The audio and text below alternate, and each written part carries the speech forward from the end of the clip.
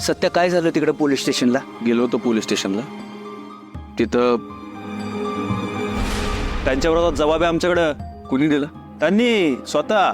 काय जबाब दिलाय त्यांनी? सॉरी, ते मी नाही सांगू शकत. काही मदत लागली तर सांगा. आता तुझीच मदत लागणार आहे. ठीक आहे, तुला कधी भेटायचं सांगतो मी.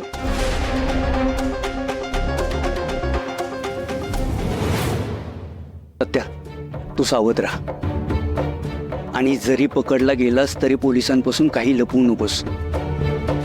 हे बघ, तुझा हेतू चांगला आहे आणि त्यासाठी जी शिक्षा होईल ती भोगण्याची, सोसण्याची तयारी ठेव. होय पप्पा. सत्या, मायाला भेटलास का रे तू? कशी आहे ती? पोलिसांनी खूप मारलं नाही ना तिला? होय, कबुली देण्यासाठी मारलंय तिला. मम्मीला मारतील असं वाटलं नव्हतं मला.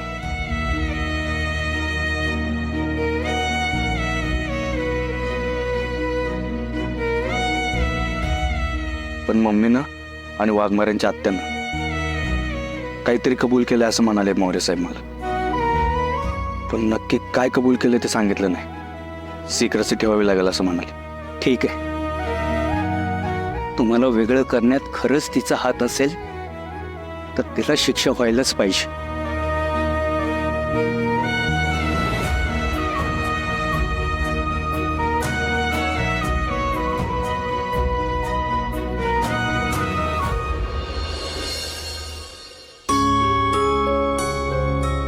पप्पा, मम्मीची लय काळजी वाटते ना तुम्हाला? वाईट वाटते ना तिच्याबद्दल? होय रे, तिला असा त्रास होताना नाही बघवत मला.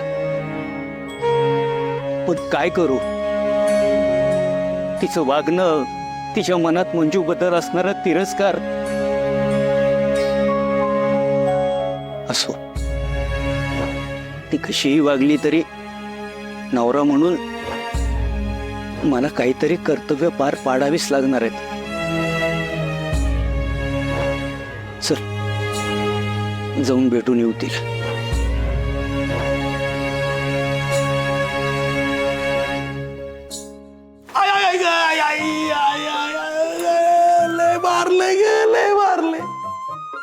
काय गे गायबाने, लय उच नाकानी म्हणली होतीस की मी योग फोन केला तर पोलीस आपल्याला काय बी करणार नाहीत, पोलीस चौकीत आपल्याला पाय ठेवायची बी गरज नाही अशी म्हणली होतीस का नाही? आणि आता बघ, इथं पोलीस चौकीत बसूनच आपला कसा पाहुणचार करायला लागली ती. अगं तात्यासाहेब तर लांबच, पर साधं तुझा नवरा आणि तुझा योग बी तुला सोडवायला आले नाही ती. मला तर असं वाटायला लागले कुठनं बुद्धी सुचली तुझं ऐकलं. आधीच कुठं तर पळून जायला पाहिजे होतं. ये फुकटे, उगा मला दोष देऊ नका सर. आता तुला तुझ्या भावजेचं थोबाड नाही बंद करता आलं. तुला न घाबरता आपली नावं सांगितली तिने पोलिसांना. तिला धमकवायची आयडिया कुणाची होती ग? लागली लगेच माझ्यावर टाकलाय. अगं आयडिया जरी माझी असती ना, पण सात पण तू दिलीस तर तेव्हा नाही काय बोललीस बघ. तुम्ही दोघी का बसा, मी काही न करता अडकलोय. मला इथं आणलंय आणि नको तिथं आणलंय. घेणं ना देणं आणि पुढ सुचवून घेणं. सूर्य फॅमिली आली. मम्मी बघीच का फुकटे, माझ्या घरची समधी माणसं आलेत. तुझ्या लेकासारखं नाही खाल्ल्या ताटात खड्डा करणार. हे जय द्या, आता टाइम मिळाला नाही तुम्हाला. अगं मम्मी, मला काही माहितच नाही. सपनी पण मला काही बोलली नाही. पण तिचा काही फोन बी नाही आला. घरी आलो मला कळलं, मग लगेच आलो मी पळत. विचार केला. पण मग मी ते सगळं जाऊ द्या, तुम्ही जेवून घ्या, डबा आणलाय. नाही ना ग, तुम्ही आलायत ना आता, मग घरी जाऊन जेवण करू.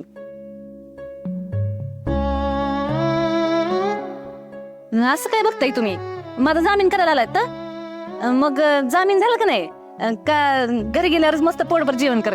माया, इथं आम्ही तुझा जामीन करायला आलेलो नाही.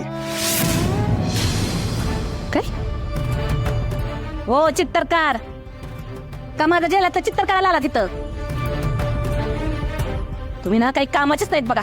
चला जावा निघायत ना. माया, आयुष्यभर त्या बिचाऱ्या मंजूचा राग राग केलास, पावलो पावली तिचा अपमान केलास. ही त्याच कर्माची फळं आहेत. वाईट याच गोष्टीचं वाटतंय की मंजूचा अजून पत्ता लागत नाहीये. अजून ही गायबच आहे ती. बिचारी. अहो ती माझ्या लेकाच्या आयुष्यात आली ना म्हणून समजा काढलंय ही. ती तिकडे गायब होते नाही तर मोर दे, मला काय घेणं देणं नाही तिच्याशी. फक्त मला इथं बाहेर काढा आधी.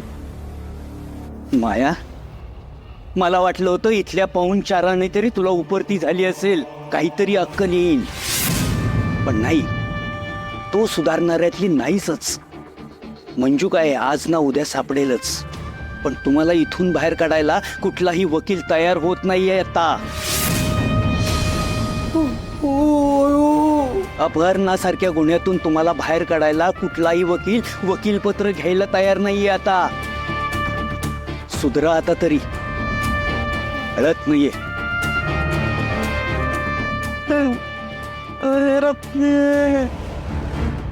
कवे चल. हे पोरे, तू डबा आण इकडं.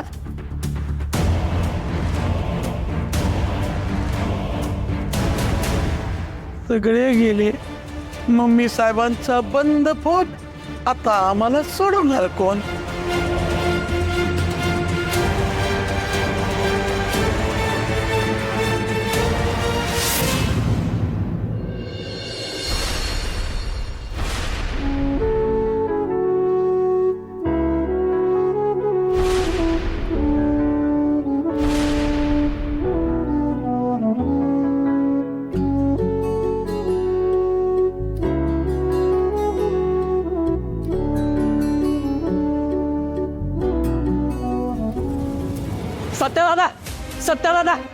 सत्यदादा बाहेर.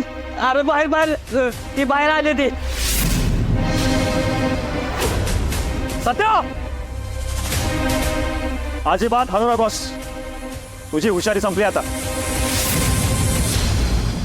आणि मंजूला माझ्याकडे पाठव. मौर्य साहेब,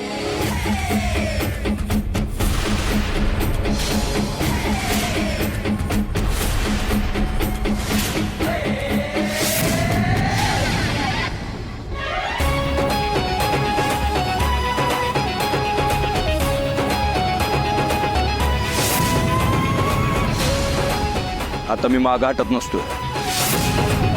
समोर तुम्ही असू देत नाहीतर कुणी पण असू देत, मी वाघमाऱ्यांना सोडणार नाही म्हणजे नाही.